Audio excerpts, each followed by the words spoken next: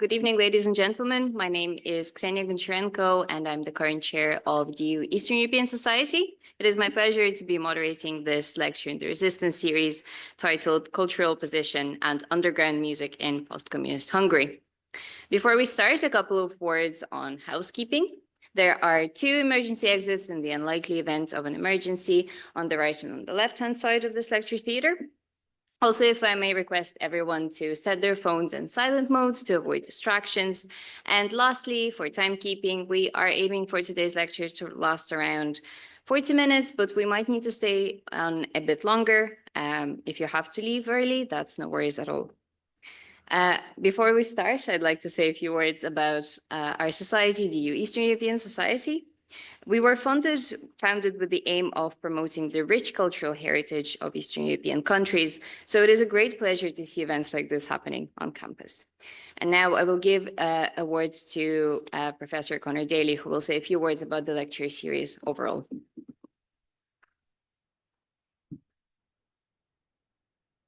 Thank you very much, Ksenia.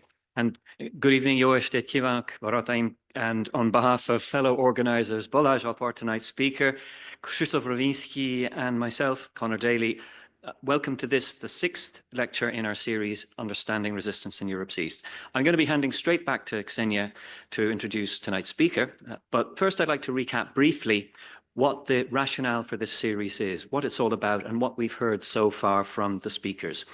So the series, just to recap, is inspired by the work of the Trinity Centre for Resistance Studies, which was established nearly 4 years ago by tonight's speaker, Balázs Apor.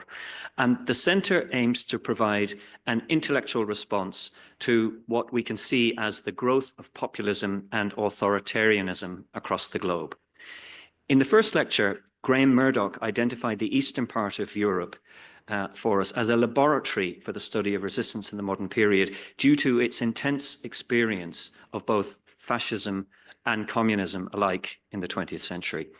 Then Tanya Lokot described to us the nature of grassroots resistance in today's Ukraine, where citizens use social media to assert their agency in their struggle to assert sovereignty against an irredentist Russia. Dimitar Komburov explained how in late communist Bulgaria, dissident culture and establishment culture found themselves using the same platforms. We then heard from Jana Fischerova, who told us about how protest in communist Czechoslovakia was a lived expression of the concept of truth and personal authenticity as manifest in Czech culture from the time of Jan Hus. And then last week, Jackie Hayden gave us a front seat view of her meetings with Polish leaders from the 1980s, Lech Wałęsa, Wojciech Jaruzelski, and others. And she talked about the real achievement of those roundtable talks at the time as an alternative to bloody unrest. So still to come in the series, we're going to be hearing about dissent in the Soviet Union, resistance in Poland right up to the present day, and finishing with a roundtable discussion on the 10th of April. And you're all very welcome to come to any and all of those events.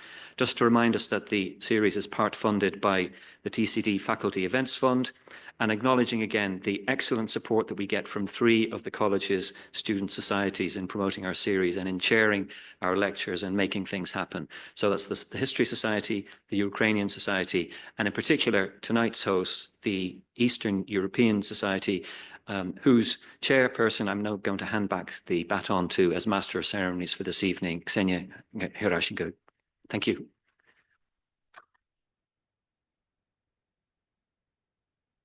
Thank you so much, Conor. Truly outstanding speakers we have in this year's lecture series, and I would highly recommend everyone to attend the few remaining lectures as well. Now, to turn on to today's topic.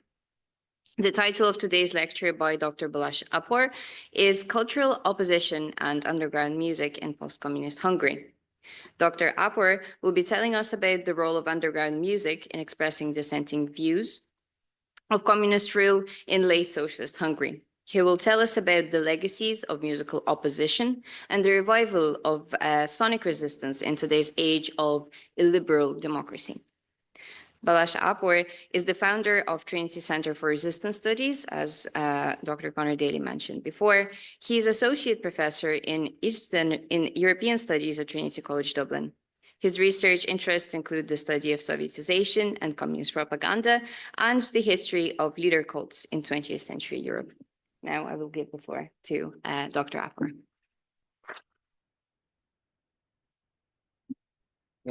Thanks, Xenia. Thanks, Connor, and thanks all of you for joining me today and coming to the lecture. Just I guess a brief warning. I will be playing some music which you might not like, so apologies in advance. Very short sound bites. I'm not going to torture you for too long. And another, I guess, word of caution. The lecture might include some swear words. They are strictly quotations. They're not coming from me. So if there is anyone under the age of 18, you might want to leave the room now. It's not going to be that bad, though. Right. I decided not to include any early modernist references today, although I should say that Martin Luther's conception of the bear wolf and the apocalyptic tyrant would be highly relevant to the discussion today, but I'm not going to go there at all. Right, what I'm going to talk to you about today is what you can see on the slides: cultural opposition and underground music in communist and post-communist Hungary, focusing mostly on the legacies of underground music in the late socialist period, and its long-term legacies, and how, I guess, those legacies shape, I guess, development and trends in the musical scene in Hungary today. And we'll start with a very obvious, well, it's obvious to me, but I guess, is there anyone who's from Hungary? Okay, so you might, okay, well, right. So you might be familiar with this a bit. There you go. So it's an instantly recognizable reference. I mean, if you're not Hungarian, of course, you don't need to know this. I didn't want to start this talk with this example, but it's actually a very good example to introduce some of the themes and some of the arguments that I wanted to talk to you about today.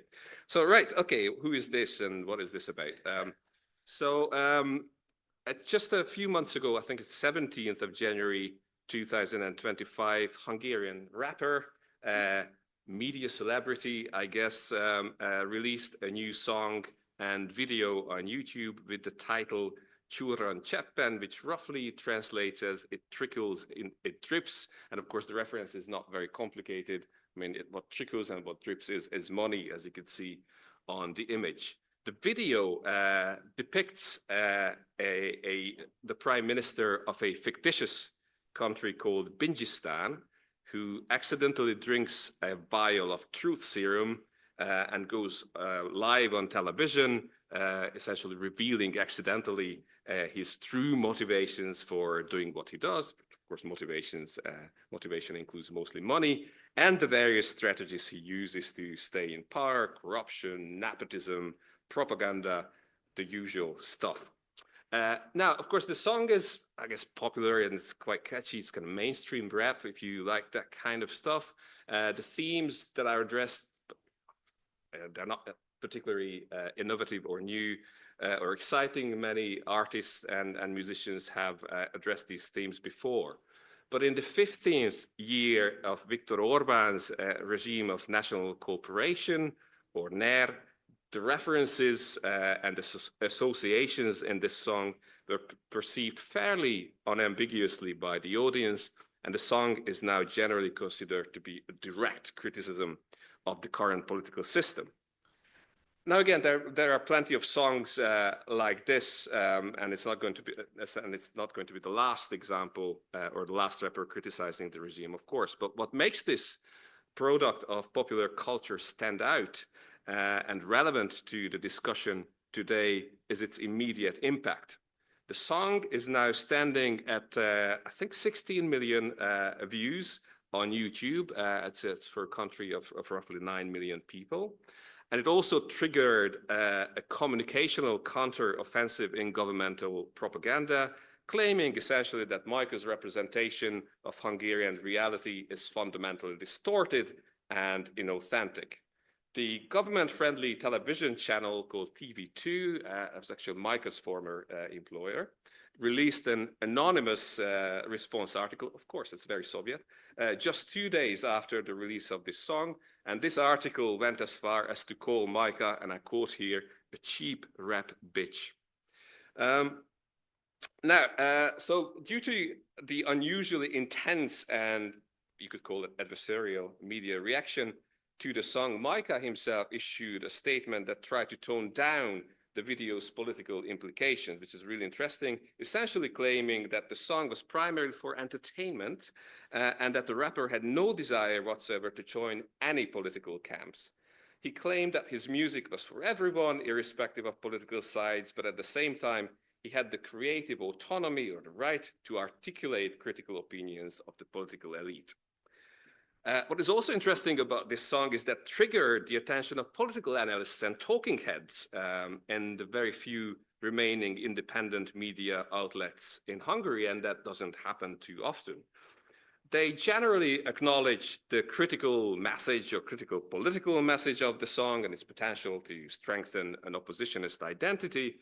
But at the same time, they also expressed doubts as to the broader impact of the song on the course of Hungarian politics.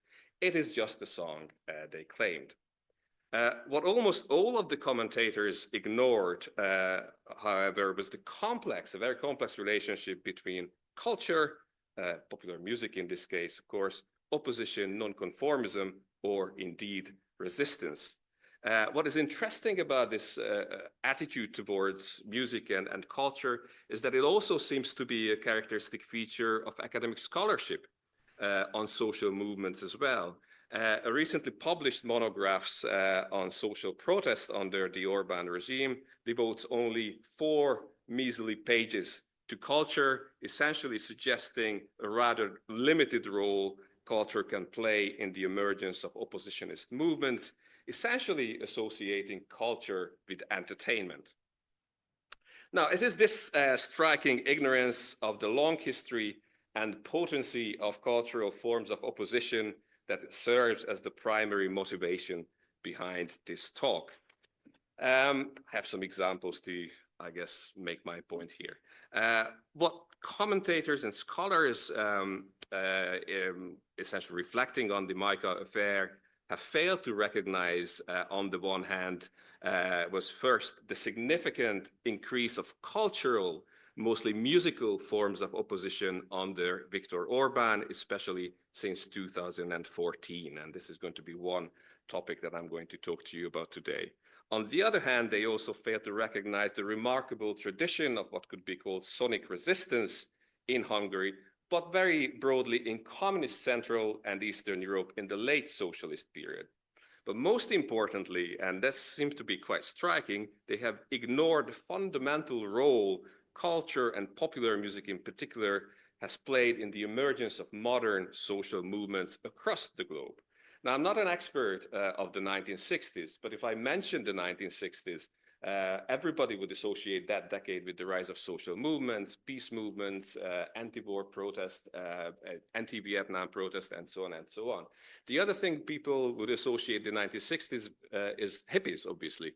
And it's very difficult to talk about, anti-war movements without talking about the hippies. And it's impossible to talk about the hippies without talking about music. It was essentially specific musical genres that served as kind of the framework for the emergence of the hippie movement. And of course, it's popular music or the kind of music they listen to that served as kind of a catalyst for the articulation of oppositionist sentiment in the 1960s. Again, you don't need to be an expert to acknowledge and recognize that. More specific examples from the region that we're discussing in the framework of the series, which is Europe's East, of course, and my time period, which is late socialism, include the series of protests in the Baltic states, Estonia in particular, in the late 1980s and early 1990s, in which songs and music played a particularly strong role. In fact, the protest movement leading to the independence of the 3 countries, Estonia, Latvia, and Lithuania, is often called by scholars the singing revolution, underlying the importance of musicians, festivals, and of course collective singing in the popular mobilization of the citizenry against the Soviet state in the late 1980s. And another famous case that highlights the impact of music on the formation of oppositionist attitudes is an example that has been discussed here just a few weeks ago by my colleague Jana Fischerova when she talked about Czechoslovak dissent. And that is the example, or the well-known example of the Czech band, the Plastic People of the Universe. They were the ones who were arrested in 1976, and their arrest actually provoked the emergence of the Charter 77 movement, which is one of the most well-known episodes in the history of dissent in the country. And this is, of course, an event that had cross-border implications as well. There were petitions of sympathy signed in other countries of the Soviet bloc. So again, a music band and their arrest played a significant role in the crystallization of dissent and in the mobilization of intellectuals. Right, as these kind of very basic and very well-known examples show, music and songs have played a very important role in the rise of modern forms of protest and in the development of the dissident movement in late socialist Eastern Europe. But what stories of opposition does underground music tell us about Hungary? What are the long-term legacies of the musical underground? And how can we account for the increasing relevance of music and the rise of critical sentiments in Orbán's Hungary? And I'm going to move to my next slide. You guys must be familiar with this guy on the slides, I figure. All right. So, right, of course, Hungary didn't have a singing revolution, but it did have a very diverse underground scene in the 1980s, the legacies of which could be detected in Orbán's Hungary. Underground songs, these songs that were written at the time, of course, did not bring down the communist system or the Communist Party, but they played a very important role in articulating dissident and also dissonant voices and questioning political and moral hierarchies, reaffirming a degree of individual agency and notions of artistic autonomy, building trust in small subcultural communities, and they ultimately provided musicians with a platform for airing their frustrations and anger with social and political realities at the time. Moreover, since 2015, there has been a remarkable increase in the number of songs, popular as well as underground songs, that engage directly with the political situation and reflect very bluntly and very openly on various aspects of the political regime constructed by Prime Minister Viktor Orbán. What connects these cultural commentaries is the tendency to go beyond the parameters of what could be called a socially engaged art, and I guess rather than expressing generic criticisms about politicians, culture, society, and so on, the establishment, if you like, they make very specific references to very specific trends, events, individuals, and so on in Hungarian politics. I do have some numbers here. I just apologize for it. I don't do numbers well, but I think this is a very interesting graph to suggest the trend. I think the trend is quite interesting here, and it kind of underlines my argument that the increase was spectacular indeed. And what is also interesting is that the increase in political content in music reflects the gradual radicalization of the Orbán regime since the so-called Eastern opening of 2014 and 2015. You see, illiberalism is announced. There is an immediate response in popular culture and music. It's just, pure numbers, I guess, suggest that pattern. And again, the pattern is very clear. The shift to the right from 2014 onwards provoked an almost instant increase in cultural products that responded to the changing circumstances. The trend kind of intensified in 2019 after the 2018 elections, peaking roughly in 2022. Now, my figures for 2024 are inaccurate. The numbers should still be high. I need to update this one, so just ignore that drop at the very end.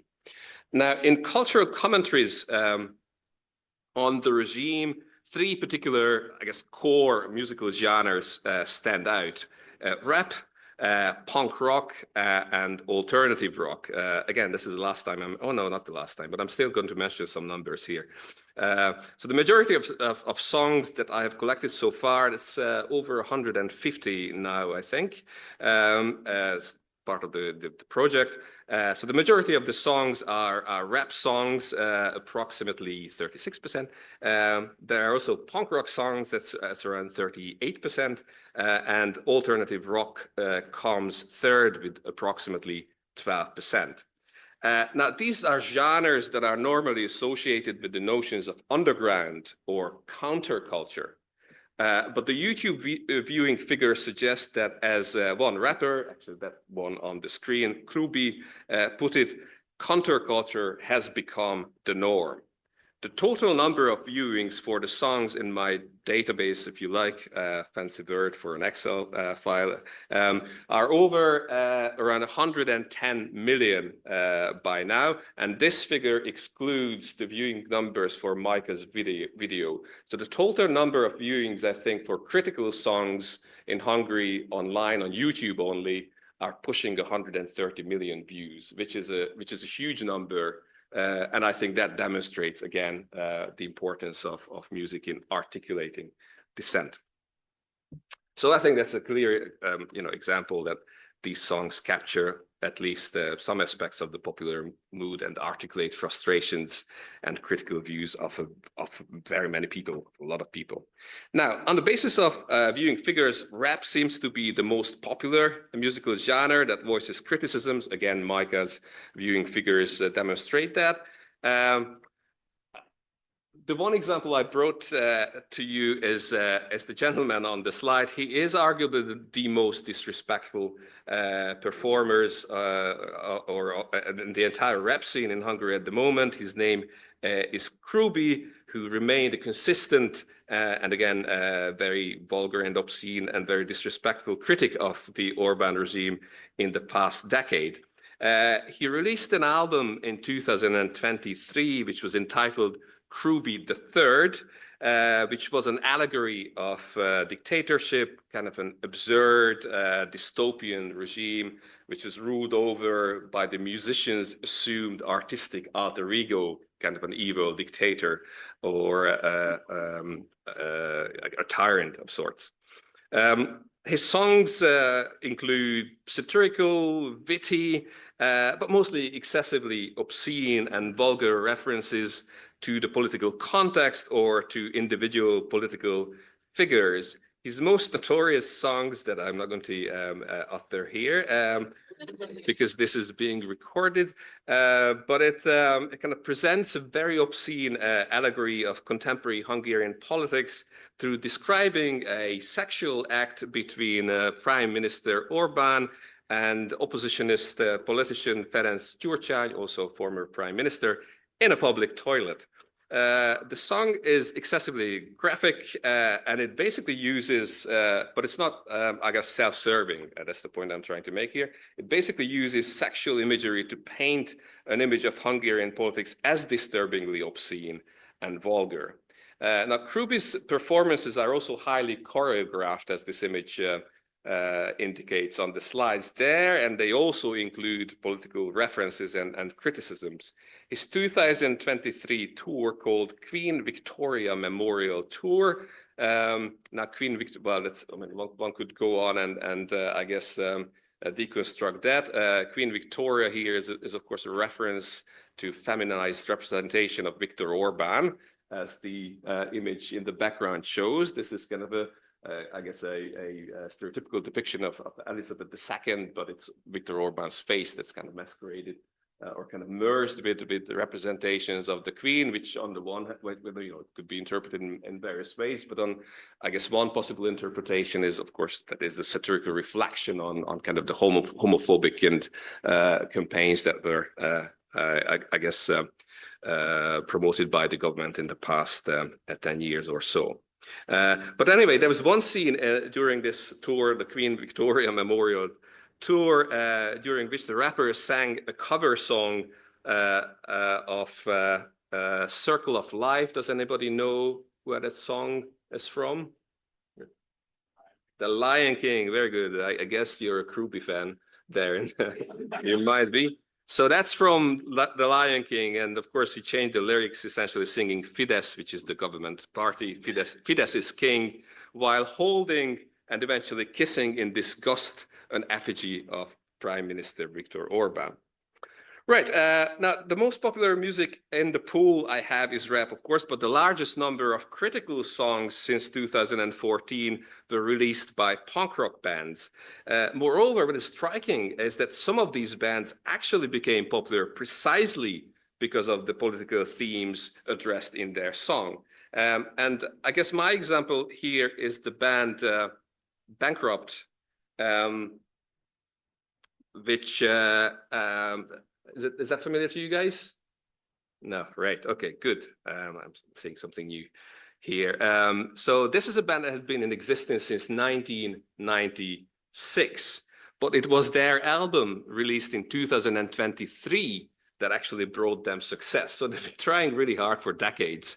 And it was ultimately an album called Illiberal Holiday that brought them success. And this is an album that has very strong political content. It became Punk Album of the Year and essentially presented a sharp mockery of Orban's Hungary through a series of bitty satirical songs about corruption, Russian and Chinese influence in Hungary, inflation, environmental damage, or again, the Orban-Gyurcsány relationship, which is perceived as some sort of a symbiosis there. I'm going to play 1 minute from the song, one of the songs in this album called Victorland, which is, of course, an attempt to represent the kind of country that Viktor Orban has built so far.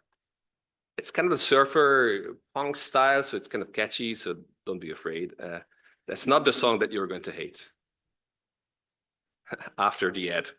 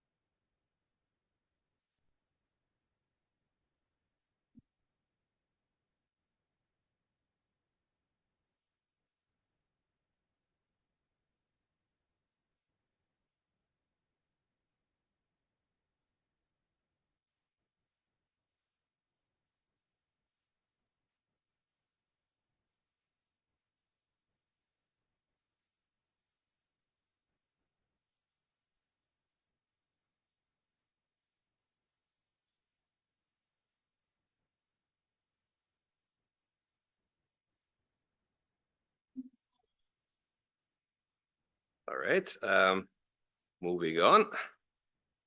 Can come back to discussing the lyrics later. Right, I don't have time to talk about alternative rock. That could be a topic for another time. And I'm going to move on now to, I guess, the link between the revival of musical opposition, which is quite remarkable. I guess I hope the argument was convincing enough, and the legacies of late socialist underground culture. What is that link between, I guess, musical opposition under Orban and late socialist underground? Most importantly, the three core musical genres in my pool of songs, of course, all appeared in Hungary in the 1980s, punk rock, alternative rock, and even rap.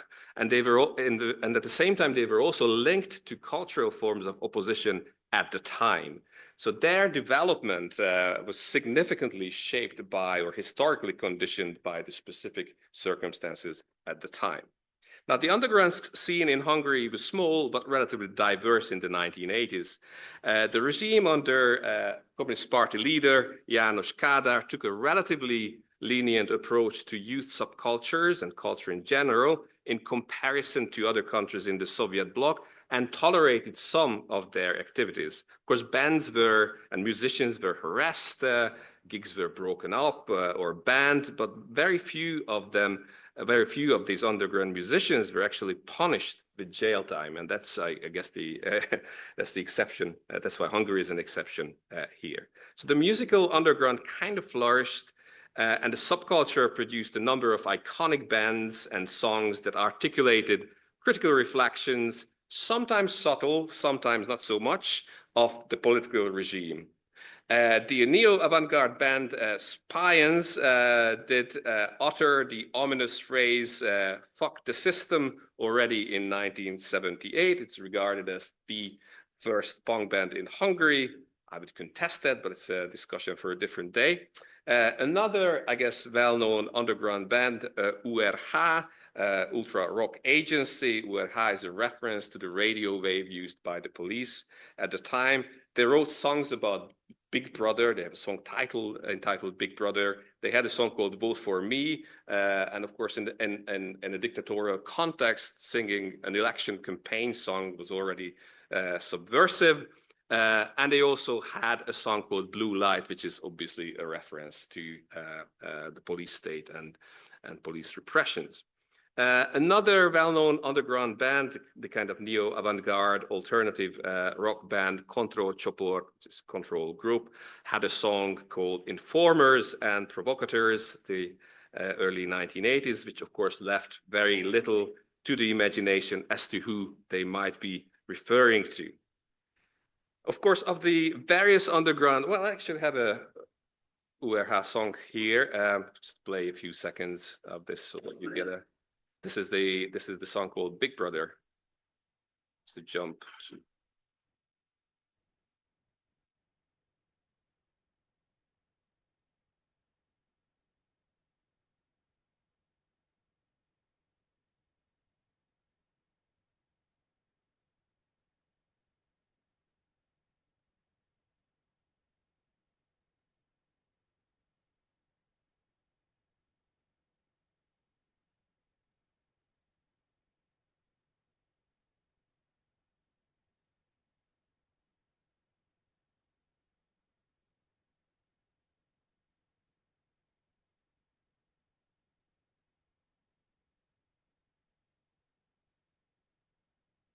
Okay.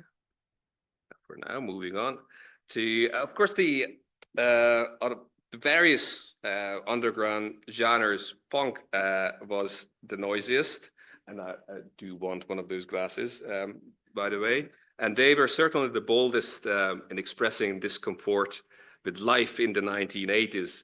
There were tons of references in their lyrics to the political situation, including references to the repressive nature of the police state, communist propaganda, the threat of nuclear war that comes up very often, or even Soviet occupation.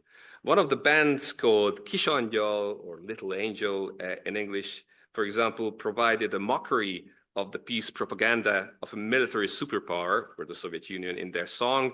They had a song called I Wish There Was War. And one of my favorite lyrics, there is a bomb funnel at the place of the Lenin statue. I don't need to explain why this is subversive in the context. One of the bands that stood out in the punk scene, it's mostly the mid-late 1980s, with the sophistication of their lyrics was the band Kush, or Shut Up. Their songs included some of the usual punk tropes, of course, such as destruction or nihilism, but their lyrics also contain more complex reflections on the moral corruption of the regime, the duplicitous nature of propaganda, and even endemic social problems such as alcoholism. But one of the most well-known punk bands in Hungary at the time was the punk band from the city of Szeged, CPG, or Come On Punk Group, mostly because they were the unlucky ones who were sentenced to jail by the regime in 1983, but also because their case was discussed in dissident publications, in samizdat publications, by intellectual opposition at the time.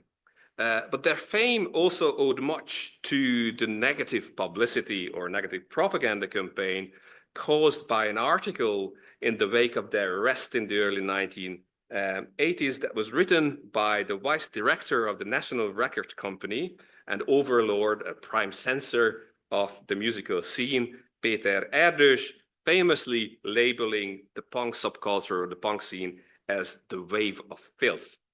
The unusually sharp and public stigmatization of punk by Erdős, which actually provoked criticism even within the Communist Party, which is really interesting, was provoked by the CPG song, which was dedicated to him, which includes, I guess, a list of possible ways of torturing the pop manager, culminating in the refrain, Erdős Péter a kurva anyád, or Péter Erdős, fuck you. I'm not quite sure if it's anyway.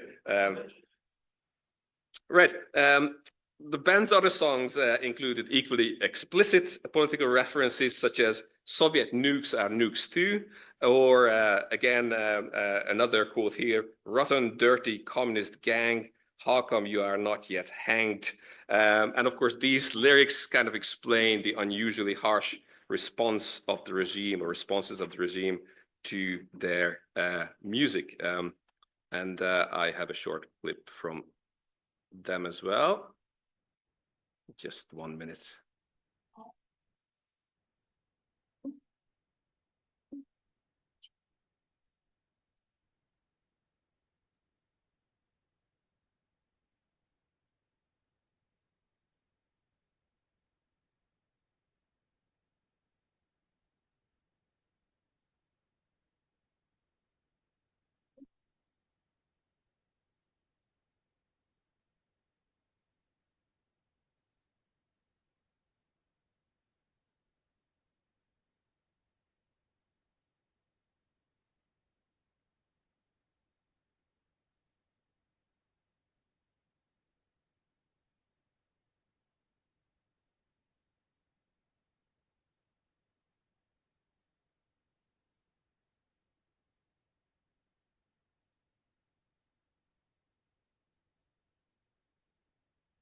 Okay, moving on.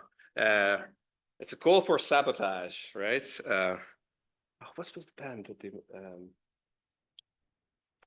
Beastie Boys. So Beastie Boys had a song called Sabotage, but these guys did it before. Right. So what are the connections between the late socialist cultural opposition and the increasingly critical musical scene in Orbán's Hungary? Now, I would argue that the connections are actually quite remarkable, and they include a whole list of factors. First of all, there is the revival, and I would argue repoliticization of certain genres, such as punk rock. You could see tons of deliberate textual and visual references to the late socialist period, or to 1989 specifically, in the music of these new critical bands. One can also witness the return or the continuing activity of performers from the 1980s in the past decade. And in general, there is kind of I guess, a general anti-political attitude that in the songs or in the lyrics of these bands that perceives politics as a corrupt realm to stay away from. The revival and repoliticization of the punk scene in the mid-2010s is a good example to illustrate these points. In fact, one of the first releases that marks the beginning of the tide of oppositionist songs in Orbán's Hungary was a punk album called Orbán Népe, or Orbán's People, which was produced jointly by 4 hardcore punk bands. You can see the names on the slide there, in 2015. The extent to which the album and the short documentary produced after its release draws on the legacies of the underground and punk subculture of the 1980s quite remarkably. The album actually opens with a quote from one of the iconic figures of the late socialist underground, this guy called Mihály Víg, who was a singer and guitarist of one of the alternative rock bands in the 1980s, one called Balaton and Trabant and so on. It also features some covers from 1980s punk bands. And of course, if you look at the montage-like cover, it kind of blends together images of everyday life from the late socialist period with kind of very direct references to political figures. Including Vladimir Putin carrying kind of a swastika in the background. So I think it's kind of, it really visually brings together, I think, the last decade and the legacies of communism quite remarkably. In the documentary, parallels with and legacies of the 1980s are reflected upon more emphatically.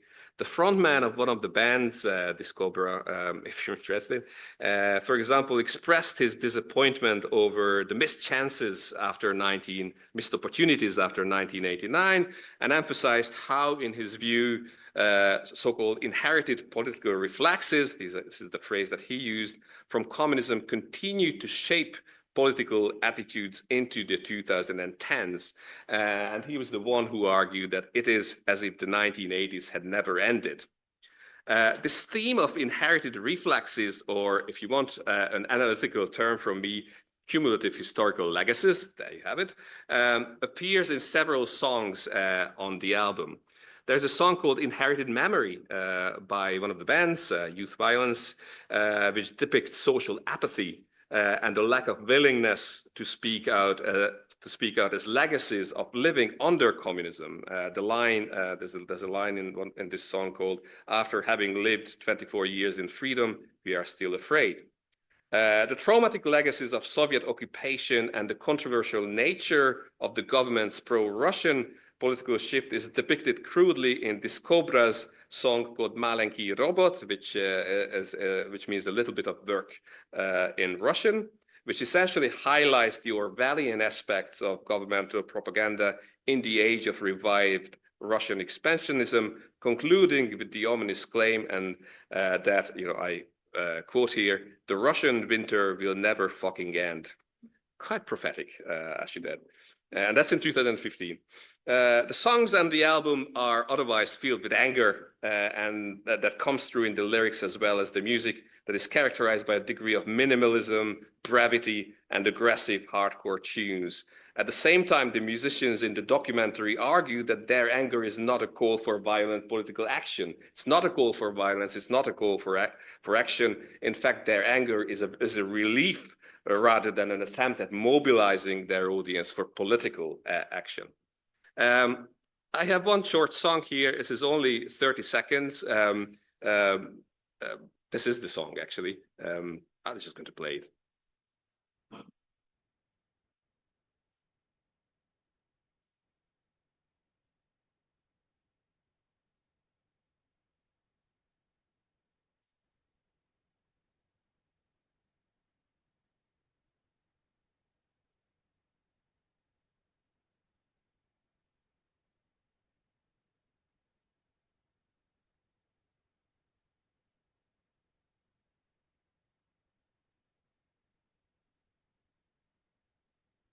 Right, so most of the songs on this album are like this.